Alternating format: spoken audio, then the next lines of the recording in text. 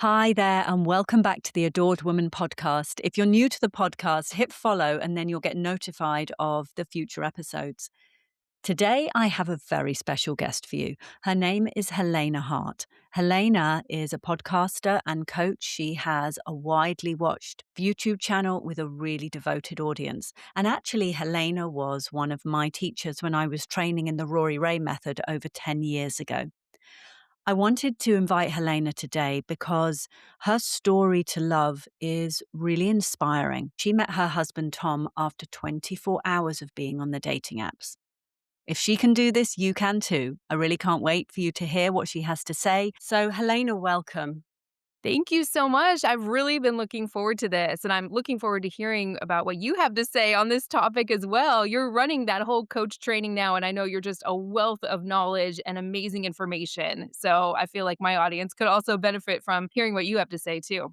Yes, absolutely, I will. And as we were saying before, I really wanted us to speak about and really give as much guidance and wisdom as we can for women who are finding themselves in their late 30s, early 40s, and they haven't met their guy yet.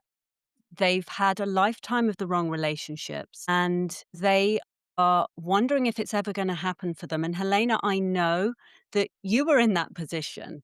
Tell me a little bit about that. I think it'd be amazing for women to hear where you were. Great. Yeah, I've actually never been interviewed on this subject before. So when you said that this is what you wanted to talk about today, I was really looking forward to diving into this. So I was 37 and a half when I decided to go online and put myself out there again. I had been single for about 2.5 years, really just working on myself. And I believe I started my YouTube channel around that time as well. And I waited until I really truly believed that this was going to happen quickly. I was going to go online and meet someone quickly. Online or in real life, I was open to all Mm. possibilities. And I really waited until I knew for sure that this was not going to be years of struggling and meeting the wrong people. And I actually met my husband 24 hours after joining that dating app. We met on Bumble. Yeah. And he was a little new to the platform too. So looking back, I can see all the reasons why I just wasn't really feeling ready. I wasn't motivated. So I knew I didn't want to just put myself out there and go through the motions and go through a bunch of struggle and frustration when I didn't really feel like I was ready. And I did want the opportunity to potentially have a child if I did meet the right person. And so everyone may have told me at, 35, 36 years old, hey, you need to put yourself out there and start dating. But I really truly waited until I felt that the time was right. And I remember I just woke up one morning and nothing could have stopped me. I got my online Wow. dating profile up in about 15 or 20 minutes. It wasn't perfect by any means or even really complete. And I just got going with it. So I see so many people trying to get the perfect profile and the perfect photos. And yes, all of that is really important. But I think the energetics behind it and where you're coming from is much more important when it comes to meeting the right person relatively quickly. You've said something important there. Now, so many women also hear, I'm not ready to date, or I don't think I'm ready to meet someone. Now, sometimes that's coming from a very clear place in terms of they know themselves. They know, as I hear from you, they know themselves and they just know right now, I'm not ready. Part of me is holding back. And then you can trust your instinct and know when you are ready. But also, sometimes I hear women say that and actually, it's because they're scared to put themselves out there. So, did you have a period of time where you were dating and just meeting lots of different people? Did you have a period of time years back where you did that? Oh, that is such a great question. And I completely agree with you, by the way. And yes, I had definitely online dated in the past, and the results I got were very mixed, because my energy was very mixed. I was thinking I was ready or I should be ready. We have that biological clock thing as women, but at the same time, I really wasn't. And so that was reflected back to me in the kind of men I would attract. I would attract or be attracted to men who were kind of one foot in and one foot out. They weren't really ready for a real serious relationship. And not that there was anything wrong with their unreadiness or my own unreadiness. It was just simply being reflected back to me. So, like I said, that's why I think it's important to not force yourself to go through the motions if you aren't really truly feeling it deep down. Yeah, absolutely. Because you can use the dating process to literally date yourself and your life and just be open to guys, whether you're walking down the street, whether you're sat in a coffee shop, whether you're even with work colleagues, but there can be just an openness, even if you're not online dating. Would you agree with that? Definitely. In those 2.5 years or so that I was single and working on myself, I would go on the occasional date if I happened to meet someone when I was out and about or something like that, but I Mhm. really wasn't dating intentionally. However, I wasn't just sitting at home waiting for the right guy to show up on my doorstep or anything like that. I was actually having a pretty good time. I had a great social life, really good friends. I spent my time in a meaningful way. And so I think that's really important too. Yeah, this is really important. When I look back at my experience of dating, I was lone working, working from home. I would see my friends, but I didn't have a social life that meant that I would be in contact with different men, maybe single men. I mean, I was socializing with friends and their husbands. That was not a place to date. So it's really looking at like what I'm hearing from you is you were able to do that dating in real life. And I'd say to women listening, really look at your own life because unless you want to date the postman, your guy's not going to knock at the door. So if we were to create windows, sometimes Helena, I talk about dating or online dating or being visible as like creating windows. Your man is looking for you, just like Tom was looking for you, but he needs to see you through a window. He needs to see you. So and I'd say to any women listening, like, how can you be visible? Sitting at home, hoping a guy's going to come and writing your manifestations on a bit of paper that's on the fridge Mhm. isn't going to invite him in. But it's whether it's So like true. Helena is, yeah, exactly that. Like Helena, you are out there in your life, or like I was, just many years of online dating. So, what would you say when you were dating different guys, Helena, and you were meeting guys that you knew weren't right for you? How did you keep going? That's such a great question, and I love hearing your story too because we were at the same place. I was working from home. I didn't meet men at work or just in general. I had a lot of friends who were married as well, so online dating was the thing for me. My husband lived about an hour away from me. We didn't share the same circle of friends or even any interests or hobbies or profession. We never would have met. We would not have bumped into each other at a grocery store had I not gone online. So I'm really glad that I listened to my intuition when I got that impulse to do it. But in terms of your question, I think it's important to recognize the signs early when something isn't right. Now, that's not to say that if a man isn't 100% perfect all the time, you just cut him off and move on. But I've really found that the red flags are typically there right from the beginning. You just have to know what to look for. And a lot of this is really being in your feminine energy, being in your body, and really feeling into when something just doesn't feel right and paying attention to that rather than ignoring those red flags because you're really attracted to this guy or you have a lot of Mm. chemistry with him or you have this scarcity mindset that you're getting older and the dating pool is shrinking and you should probably settle for this because you don't know if a better guy's out there. All these different things that come into play that cause us to really ignore those red flags. So moving on from the wrong ones quickly rather than investing 6 months, 8 months, a year or more with someone who is not going to be there for you for the long haul or be a good partner to you is really, really important. And that will prevent burnout as well, I think. Oh gosh, absolutely. And this sounds to me, and I agree 100% with it's about using dating to raise your own self awareness as well. That self awareness of how is it I feel with this guy. And also, there's something interesting, isn't there, about red flags? Because I believe we have our own red flags. What are the red flags in me? That I can be aware of. And for me, that was when I noticed myself really chasing unavailable men, becoming very anxious. Not that there's anything wrong with being anxious, but feeling very kind of like trying to grip onto and hang on to the wrong men. And when I learned to listen to my red flags and notice my red flags as well as the red flags in the guy, I think that's where we grow. And, I say to women, I absolutely, Helena and I want for you to meet an emotionally mature, kind man who can communicate with understanding and compassion and can really meet you. However, using the dating process as a way of raising your own self awareness makes you that emotionally mature person that he's looking for. And looking back, Helena, do you think or feel that years back when you were first dating, were you ready for the relationship you've got now? I definitely wasn't, and I love hearing your story because I had the exact same pattern. I was really only interested in men who were not available emotionally or otherwise, or just always had some obstacle that prevented them from wanting to be in a relationship with me, or they just weren't that into me enough. And all of that is okay, but it really was a reflection of my own emotional unavailability.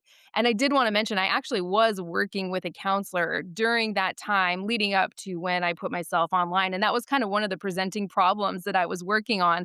During our first session, I remember saying, I'm 37. I know I should be putting myself out there, but I just don't feel like it. I just don't really quite feel ready. So I was working on healing some of my own patterns. And I think that's really important too, because it sounds so easy. Oh, I just went online when I felt ready and I met my husband the next day. And all of that is true. But there was definitely some deep inner work that I had to do to kind of get myself to a place where I felt that this was possible and I really deserved it. I definitely had a lot Mm. of things to heal within myself for sure.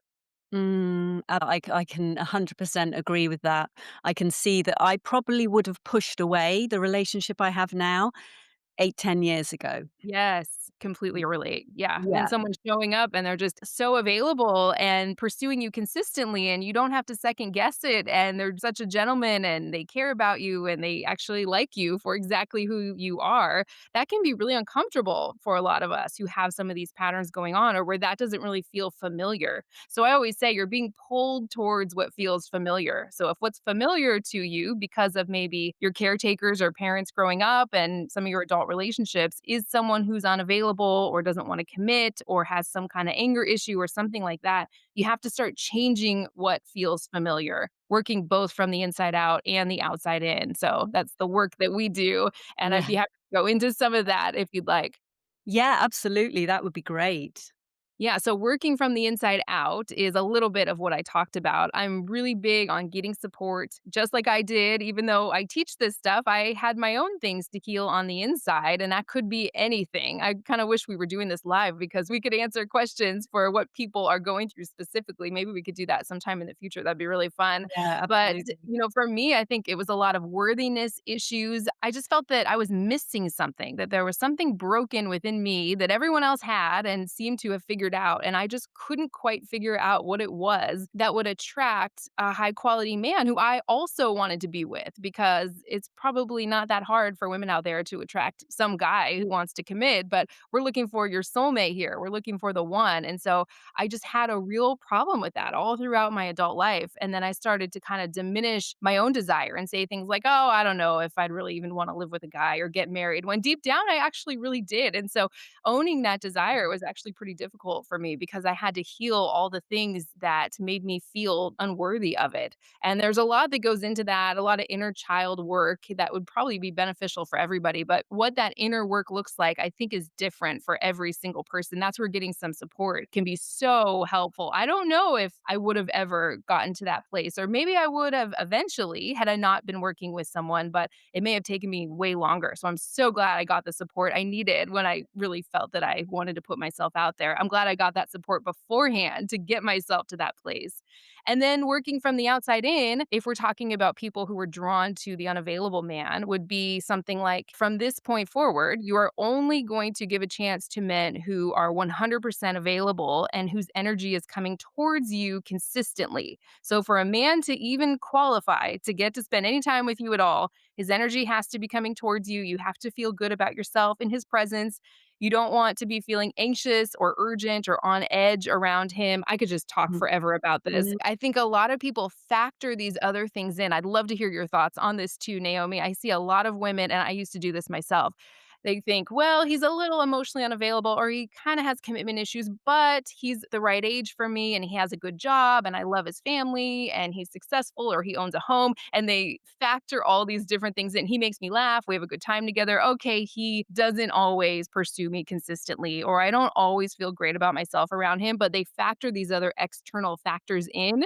And so I want women to stop doing that. Stop factoring all these things in. Is his energy coming towards you consistently? Do you feel good about yourself and in his presence? Is he showing you with his consistent actions over time that he's interested in you and ready to move things forward toward the kind of relationship you want? These are the important things to pay attention to when you're turning some of these patterns around. I'd love to hear your thoughts on that, Naomi. Yeah, absolutely. And that it's simple. It Mhm. actually is simple. And when we start feeling confused, when we're overthinking it, when we're second guessing it, when we are trying to work him out, that is often a sign that this may well be old patterning just repeating itself again. And often, what I will say to a woman when she is getting all confused with a guy and trying to justify certain behaviors that he's showing, I just say to her, if your husband was dating you now, what would your husband be doing? And so often the woman will say, well, he wouldn't be looking at other women, or he'd be calling me when he says he'll call me. He wouldn't be ghosting me. And a woman knows, we know deep down what a great man will do. So just asking that question, what would your husband be doing right now if he were dating you? Would he be disappearing from your life? Would he be putting you down? And she's so clear. And what I really love, I had coaching too, Helena. I had coaching through Mm. the dating process, even as I was a coach at the time. And I think that gives a woman a lot of power when she can say, actually, I know the relationship I want. I know how it feels, how it smells, how it looks. I know it. And I don't mean from a surface level desire of I want him to look like this or earn this, but from a deep, how do I feel in my perfect relationship? Then when she asks herself the question, what would my husband do? It's clear because the guy who's hot and cold, the guy who is just not calling her, suddenly he just doesn't become husband material anymore. So I asked myself that question a lot. And I'd say also for women out there, remembering that it's about not becoming emotionally attached to him before he's shown you if he can be a great partner for you. And exactly as you say, Helena, with his consistent actions over time. And that's where kind of keeping that energy of just being open. Sometimes that's rotational dating, but it's not always because, like you, Helena, I've heard you talk about it. You didn't feel that you needed to date other people when you met Tom. Was that right? Absolutely. Yeah, that's right. And I love everything you said there. It's so true.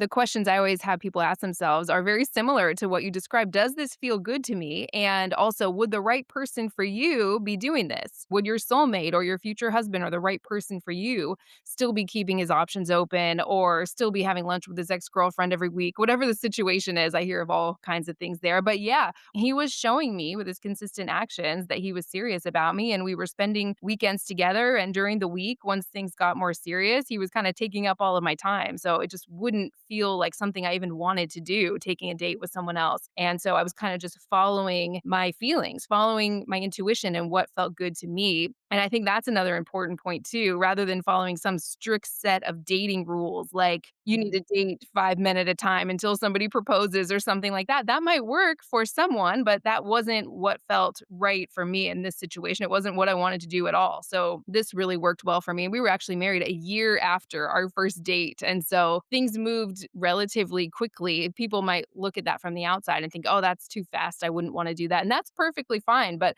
we spent so much time getting to know each other. And it's funny, today, the day we're recording this is actually the 5 year anniversary from when he proposed. And so I've been thinking about that a lot today. It's just the easiest and absolute best decision I've ever made in my whole life, saying yes. And so, yeah, it's really amazing how quickly things actually can move. But to me, it felt like it was moving along at a very easy, steady, comfortable pace. It wasn't some big whirlwind romance or anything like that. It was just very easy and comfortable. Yeah, I love that. And I'd like to say to everyone as well, when you have met someone who is really, really right for you, the relationship is growing, something interesting can happen. And Helena, I'd love to hear from you if this happened for you with Tom, is that there are layers to vulnerability. And in order to be in the relationship I'm in, I needed to be more vulnerable and continue being more vulnerable, like receiving his care and expressing my appreciation was so vulnerable for me. I would feel so exposed.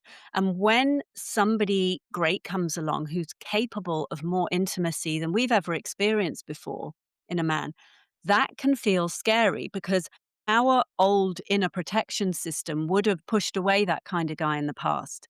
But when we're dating differently and we start letting a great guy in, we are then letting him closer, which can feel scary, but it doesn't mean there's anything wrong. And there were times, Helena, I would see my inner protection system as like a runaway girl, and I would have vulnerable conversations with Charlie, and I was being really brave, expressing my feelings.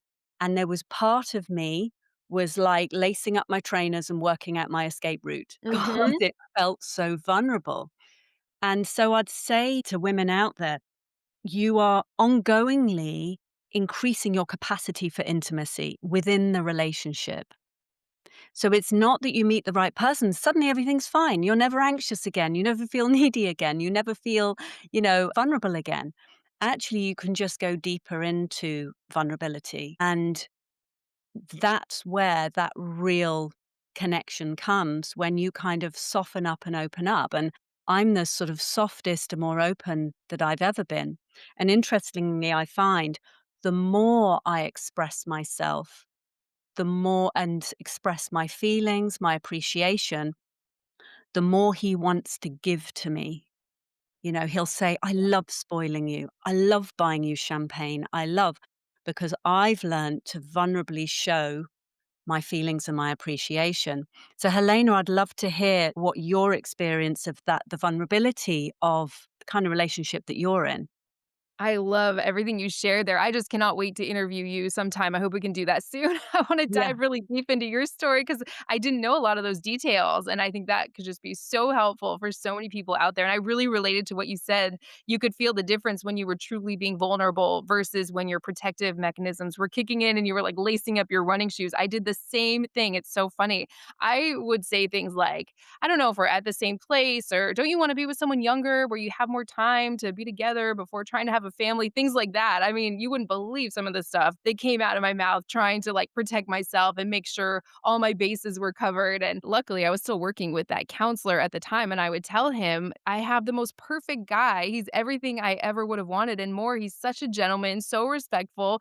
I'm so into him. And yet, why am I still trying to push him away on some level or give him reasons why things might not work out? And this didn't happen all the time. But of course, my own fears and insecurities would come up. And it was all coming from that core feeling of not being good enough and almost wanting to give him an out. So I definitely went through that as well. But yeah, vulnerability was actually the big turning point, I think, in our relationship. The more we could be vulnerable with each other, I think things really deepened more and more. And that's so important because I hear from a lot of women who attract a lot of guys, but the ones they want never really stick. And I think a lot of times the issue is it just doesn't go deeper. He's attracted to her, she's attracted to him, they have fun together. But that deep vulnerability, if that's not expressed and shared, a man can start to feel like, ah, I can't really get to her, right? I'm attracted to her, I have fun with her, but that vulnerability and authenticity is what really creates a deep relationship. Not that the woman's doing anything wrong. It's not about blaming yourself or beating yourself up, but it's really important to learn how to be vulnerable.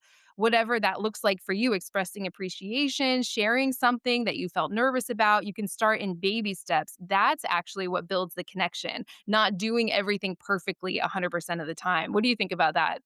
Oh my goodness. I was exactly going to say that about not trying to be perfect, not trying to show up perfect, have it all together.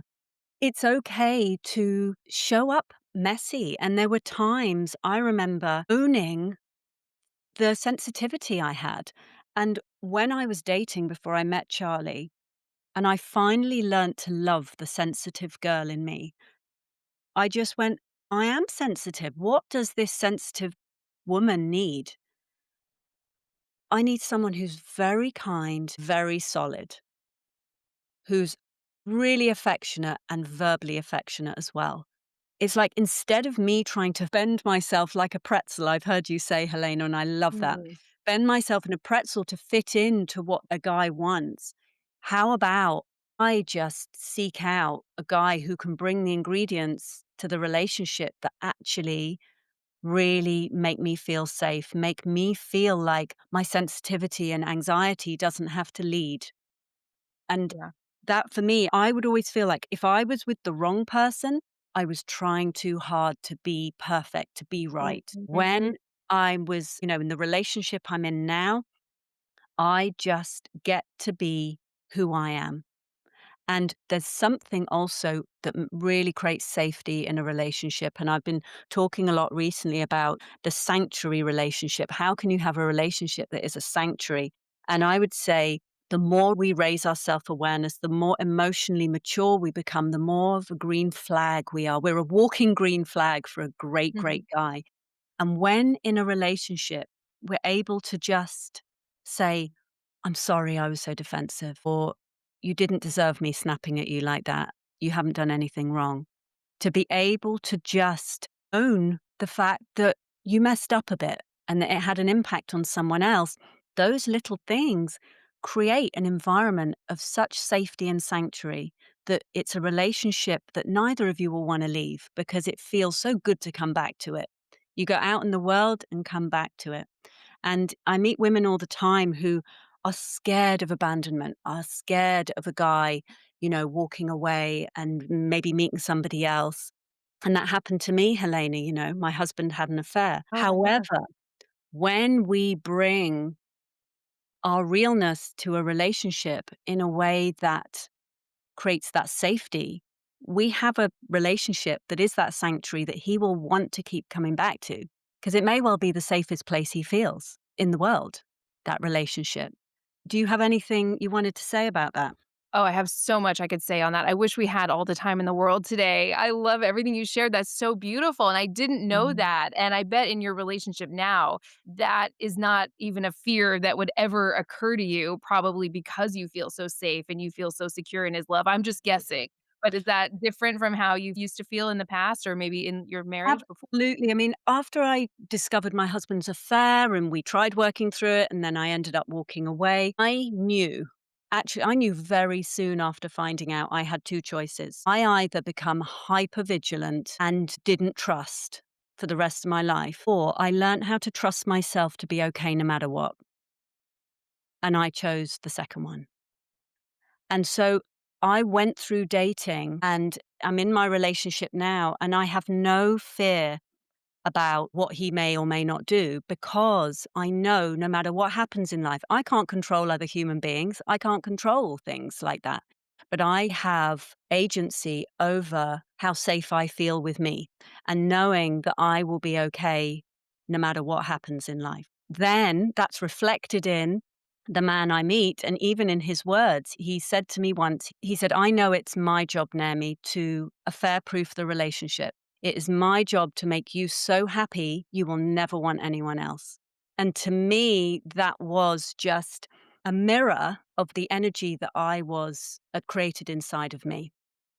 I love that so much. So you created that own safety within yourself, and then he showed up as a reflection of that. Just like how when I felt like I became more emotionally available and truly ready for a relationship, once I put myself out there again, that was reflected back to me in the men I was attracting or the people I would give a chance to. And I love what you said earlier, you'll just kind of naturally get bored and lose interest in men who have their eyes on other women or who aren't pursuing you consistently. When you do this inner work and the outer work as well, what starts to feel familiar is this whole new kind of man. Because I think there's a tendency, our brains are kind of hardwired to put things in categories, and we tend to think that what we've experienced is all there is. Like you may think that you've already met every kind of man that's out there. And so maybe it'd be better just to be single when I really had to open myself up to the possibility that there is a whole nother kind of man out there that I just haven't met yet, or there could be. I had to be willing to see things in a new way because I did not want to get into another bad relationship. I would have been happy just being single forever rather than getting into some nightmare situation where I didn't feel good or where my needs weren't getting met or something like that. And so I love this idea of showing up with the energy of what you want to attract out there in the world in men and really in all areas of your life. Yeah, 100%. And that's what creates the depth of what we do, doesn't it, Helena? And Mm. that's why I really wanted to have this conversation with you because I want people to know that attracting a great relationship isn't about the things we do out there to get a guy.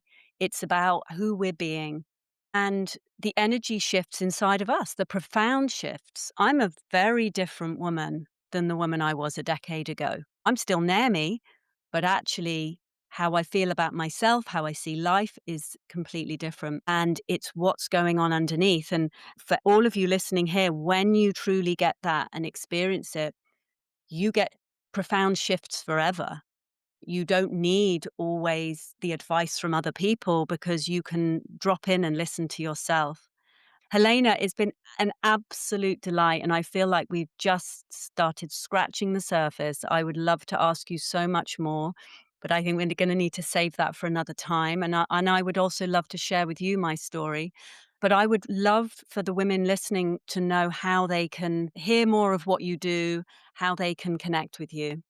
Thank you so much, and I feel the same way. That's why I said I feel like we could just talk forever about this. I have to pick my son up from preschool, leaving in about 10 minutes, so I appreciate you being flexible today. But yeah, I'd love to talk some more about these concepts, maybe when we have a little more time. I'm so happy we got a chance to do this. So for anyone who's interested in learning more, you can go to my website, helenahartcoaching.com. I have a free gift on there. It's called 3 Keys to Attract the Man You Want. It's a report and audio training. It's completely free.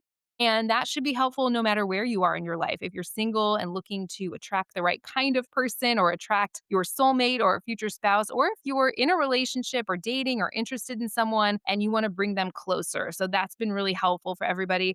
And I would say my podcast is where I'm spending most of my time these days. It's called Master Your Magnetism. It's available on Spotify and Apple Podcasts and anywhere where you listen to podcasts. It's also totally free. I have so many episodes on there that should be helpful, again, no matter where you are in your love life. And these tools really help you attract what you want in all areas of your life. So I have episodes on other things too, like attracting financial abundance or health and body image issues, a lot around dating and relationships. My husband comes on sometimes and we record episodes together, and all of my amazing expert friends. I'd love to bring you on there soon, Naomi, and just pick your brain on all of these really important topics. I have a YouTube channel as well, although I'm not doing too much over there these days. I'm focusing most of my energy on my podcast just because my time is limited now. My son is 3 years old. So I've been spending a lot of time with family and with him these past few years, but I always love connecting with women in my community. So I hope this was helpful for you. And thanks again, Naomi. This was great. It's absolutely wonderful. You know, you're an angel, and I know that you are helping so many women out there turn around their love lives. And I'm very grateful for you. So I really can't wait for us to have another conversation. But for now, thank you so much. Thank you and look forward to talking with you again soon, Naomi. We would love to hear your comments and your thoughts and your feelings and your takeaways from everything we've shared in this episode. Please do leave them in the comments section of this episode. I will read every single one and I will respond. And I really look forward to welcoming you to the next episode.